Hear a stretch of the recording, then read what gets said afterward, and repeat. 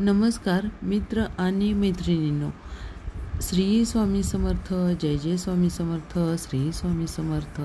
आजच्या व्हिडिओमध्ये आपण खास 12 गोष्टी पाहणार आहोत। त्या कोणत्या 12 गोष्टी आहेत तर आयुष्यात शांततेने जगण्यासाठी आपल्याला या गोष्टी लक्षात ठेवायला हव्यात। त्या कोणत्या गोष्टी आहेत ह्या जाणून घेण्यासाठी हा व्हिडिओ तुम्ही संपूर्ण ऐका, जेणेकरून तुम्हाला सर्व माहिती मिळेल।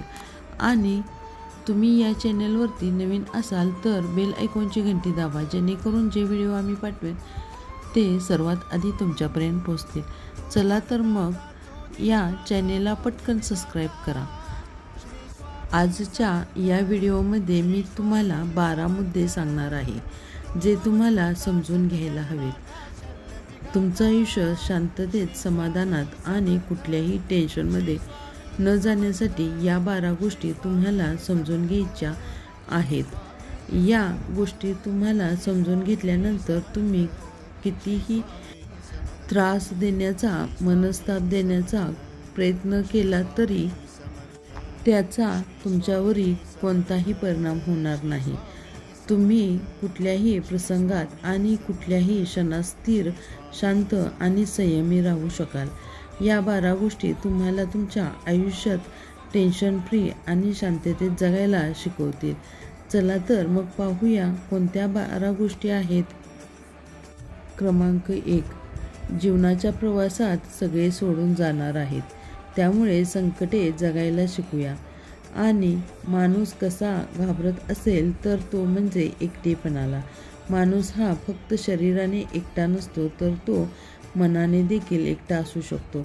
मग तो शरीराने सगळ्यामध्ये असून देखील पण तरी देखील माणूस एकटा राहण्यासाठी घाबरत असतो।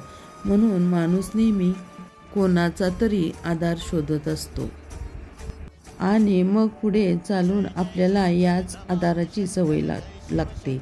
आपल्याला आजूबाजूला असणारे लोक आपल्याला हवेसे वागतात।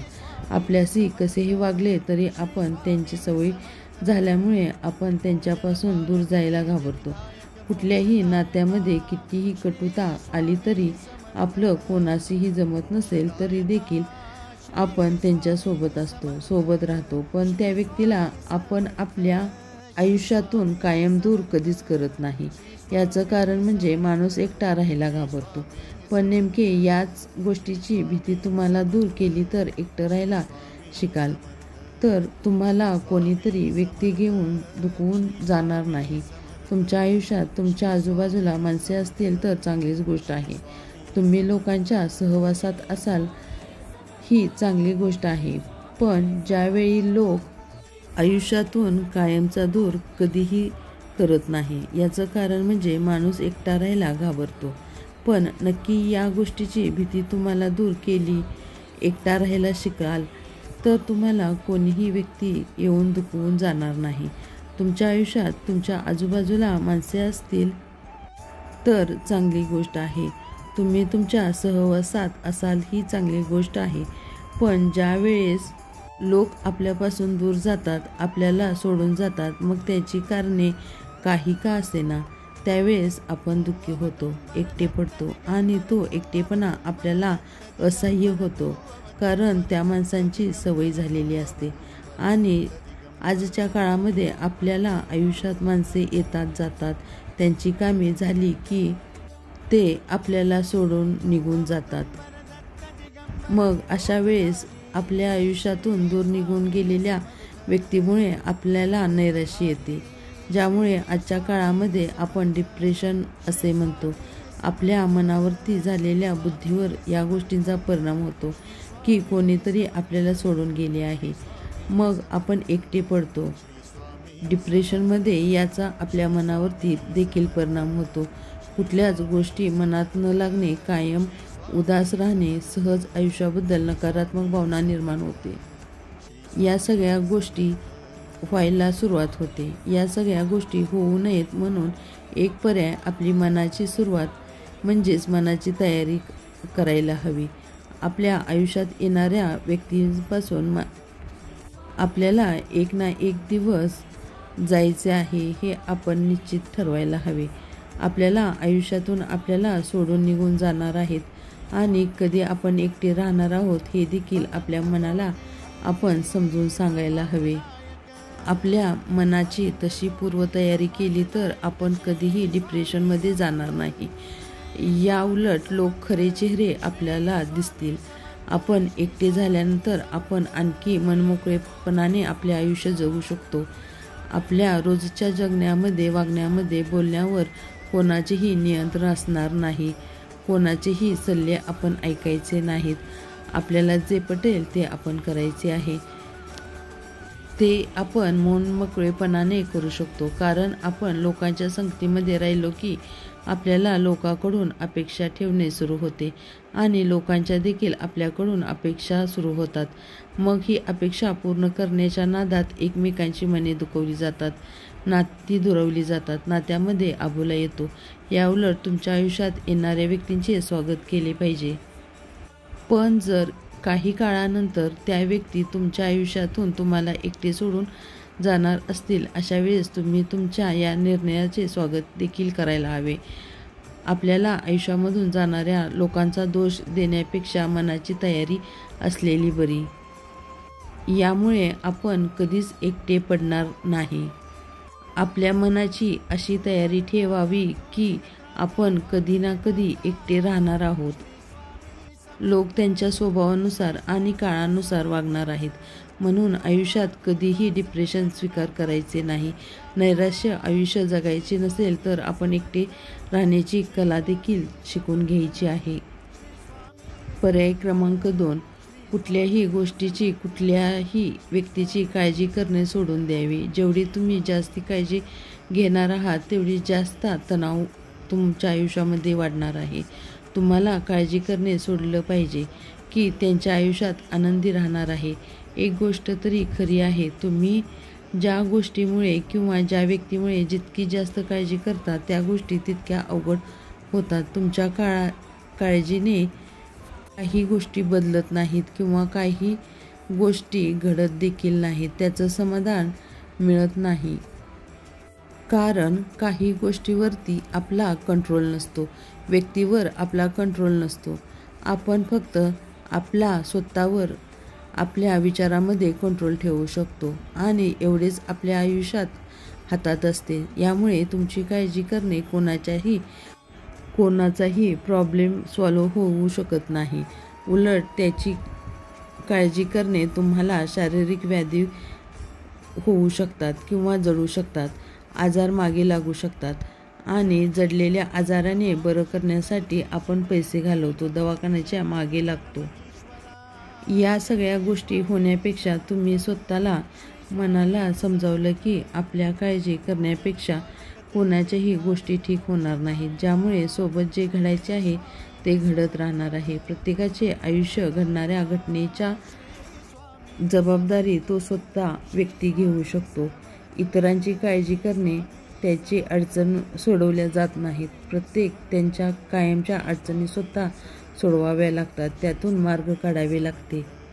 त्यामुळे तुम्ही इतराबद्दल जेवढी काळजी कमी करणार तेवढी तुम्ही आनंदी राहणार आहात आणि समाधानात आयुष्य जगणार आहात. तेवढे जास्त निरोगी आयुष्य तुम्ही जगणार आहात. पण त्यासाठी तुम्हाला स्वतःला हे समजवायचं आहे की आपल्या काळजी करणाऱ्याने काहीही होणार नाही. एखाद्या गोष्टीची किंवा व्यक्तींची काळजी करण्याऐवजी ज्या काही अडचणी आहेत त्या सोडवण्याचा उपाय करावा किंवा प्रयत्न करायला हवा. फक्त आपल्या काळजीने काहीही हातात नाही. म्हणून जगातील कुठलीही अडचण सोडवण्यासाठी एक तर वेळ हवा असतो, या पैसे हवा असतो, मग ती माणसं हवीत. या व्यतिरिक्त जगात कुठलाही प्रॉब्लेम असा नाही की जो काळजी करून सोडवला जाऊ शकेल. यामुळे आपण आपल्या आयुष्यात येणाऱ्या अडचणी सोडण्यासाठी काळजी करून भाग नाही. त्यासाठी त्या अडचणी कशा सोडवल्या जातील यावर विचार करावा लागतो. म्हणून आयुष्यात शांततेत आणि समाधानात आणि तणावमुक्त आपण जगायला हवे. या गोष्टी लक्षात नेहमी ठेवा. क्रमांक 3, अलिप्त राहायला शिका. कुठल्याही गोष्टी वैयक्तिकरित्या घेऊ नका. कोणीतरी म्हणत असेल, बोलत असेल तर कुठल्याही गोष्टी मनाला लावून घेऊ नका.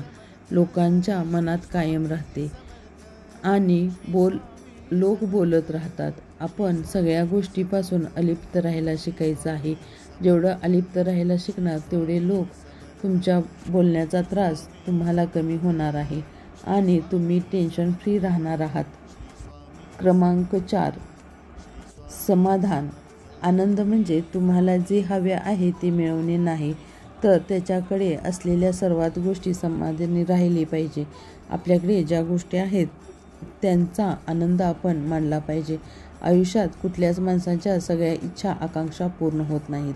म्हणून जगात पूर्णपणे समाधानी आणि खुशी असेल तर माणूस तुम्हाला सापडणार नाही, कारण माणसाच्या अपेक्षा कधी संपतच नाहीत आणि त्याला आनंदी कशातच राहायचं, कुठल्या गोष्टीमध्ये आनंदी राहायचं, कुठल्या गोष्टी राहायचं हे कळत नाही. म्हणून तो आयुष्यभर आनंदाच्या शोधात भटकत असतो.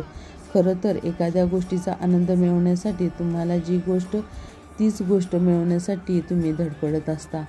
तुमच्याकडे ज्या गोष्टी आहेत त्याचा तुम्ही आनंद मानायचा आहे. तुम्हाला आनंद निर्माण करून देऊ सुद्धा शकतो, कारण कुठल्याही गोष्टीची अपेक्षा आहे आणि ती अपेक्षा पूर्ण झाल्यानंतर मिळणारा आनंद तेवढ्यापुरताच असतो. त्या अपेक्षापुरताचा क्षण इतका, त्यानंतर त्यामुळे चिरकाल आनंदी राहायला शिकतो. तर तो कायम नाही किंवा कुठल्याही गोष्टीत नाही यामध्ये शोधण्याऐवजी आपल्याकडे लक्ष देतो व तो नेहमी आनंदी राहतो.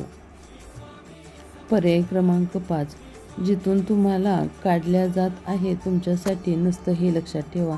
स्वतःचा आत्मसन्मान ठेवायला शिका. ज्या व्यक्ती तुमच्यासोबत बोलत नाहीत किंवा तुमचा आदर करत नाहीत त्यांच्याशी तुम्ही कमी संबंध ठेवावेत. तुम्हाला जर मान मिळाला तरच तुमची किंमत असते असे समजावे. अशा ठिकाणी आपण जायचे नाही. स्वतःचा आत्मविश्वास स्वतः निर्माण केला पाहिजे. लवचिकता संकटांना तुमचा सर्वात मोठा शिक्षक आहे, म्हणून त्याचा तुम्ही स्वीकार करणे हे आपल्यासाठी चांगले असते.